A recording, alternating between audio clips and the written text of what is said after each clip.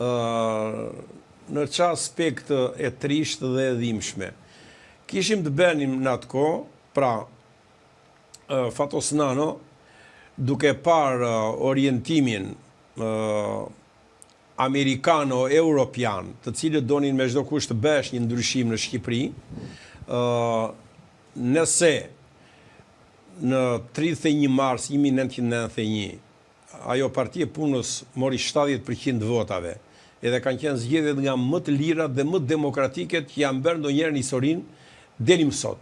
Domethënë, deri në 11 maj ato zgjedhje do mbahen mend si zgjedhjet me të vërtet demokratike, të lira, ku njerëzit votuan, votuan si shqiptar pa u diktuar nga askush.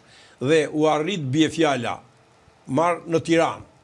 Ramiz Alia, presidenti i vendit, që autoriteti absolut kishte, humbi me Marko Kroqin, që ishte një inxhinier i thjesht, nuk e njifte njeri absolutisht, dhe votuan për Partinë Demokratike. Po vota nuk u prek.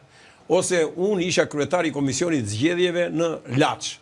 Në atë kohë, pra Laçi do nxirrte një deputet dhe kandidat ishte kryetari i komitetit ekzekutiv, një figurë nga më të nderuarat atëre, Petraq Kalemi, po autoritar në gjithë rrethin e Krujës, dhe të tërë thoshin që Petraqi do fitoj bindshëm.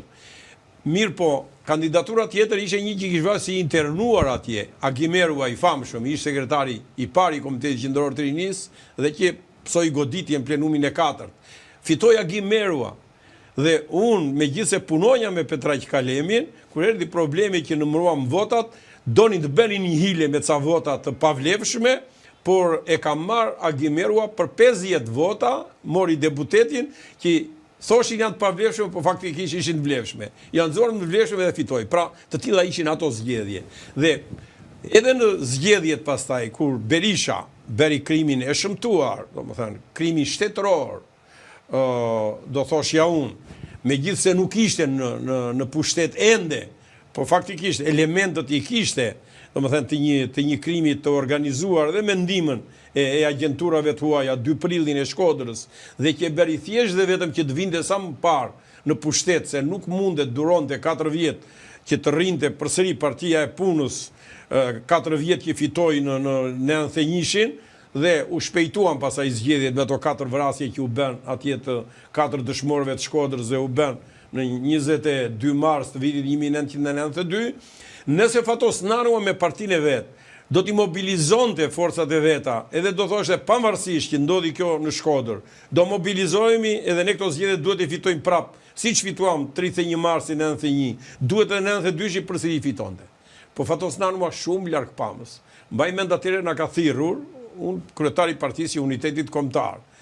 Kryetari i Partisë Agrare ishte Meno Gjoleka, e shberindier, një figurë shkëlqyer, një profesor.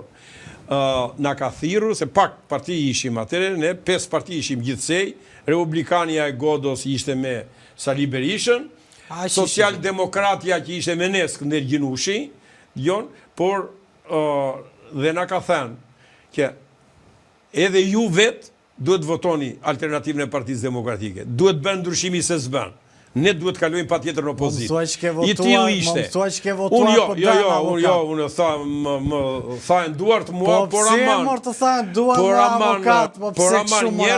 njerëzve të mi u kam thënë, realisht, u kam thënë që të shpëtoj Shqipëria nga djegje, të shpëtoj nga krimi, të shpëtoj nga këto vrasje si ajo e tipit 2 prillit e tjera, duhet ju e japim patjetër të shpëtoj vendi. Edhe shikojmë çfarë do bëjmë. Këtu jemi pastaj ne në opozitë. Pra kam fjalën që për të ndërtuar demokracinë, për të ndërtuar rotacionin, e tjera, a i kysh në vitin 1991-92, kishte të tilla koncepte dhe ishte, do më thënë, në kuptimin e vërtet fjalës, liberal, e respekton dhe shumë fjalën e lirë, e don dhe shumë, ishe njëri tepër paqësor, ishe njëri që kur nuk të vriste, as një pull nuk vriste Fatos Nano, dhe në zgjedhjet që u bën në 22 mars fitoi Partia Demokratike, në zgjedhjet e pushtetit vendor në 26 korrik 1992 me njerë jamuar në pushtetin Berishës se i fitoi Partia Socialiste me ne alat të tjerë, Partia Unitetit Kombëtar që morëm 5 komuna atëre neve kishim goxha force, me ne bashkë morëm 64% të votave.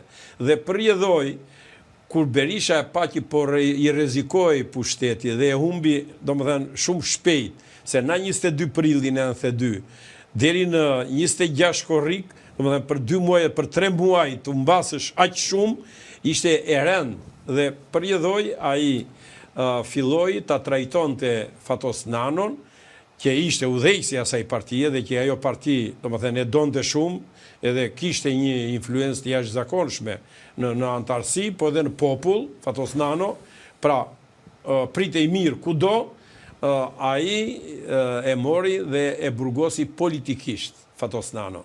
E ka burgosur në qershor, kurse në muajin prill jam burgosur unë. Në qershor është burgosur Fatos Nano, në prill keni vajtur. Mu përpara mua, më ka gjetur në Burg mua Fatos. Ju gjeti në Burg? Po, prandaj. Edhe mua më futi Saliu në Burg, atëherë ishe president i vendit, ne botonim gazetën Kombi, një gazetë tepër e fuqishme, gazeta Kombi deri në vitin 2001 ka qenë zë shumë i fuqishëm, i shtypit shqiptar, arritëm domethënë tirazhin maksimal të asaj kohe 23-24.000 kopjo si tirazh, edhe në një shkrim të Kombit atëre unë botova domethënë një me titull të madh, me germa të mëdha në faqe të parë, për një krim që bëri faktikisht kundër Fatos Nanos Sali Berisha, sepse ai do bënte një takim në Shkodër tek teatri i Shkodrës, tek selia e Partisë Socialiste të Shkodrës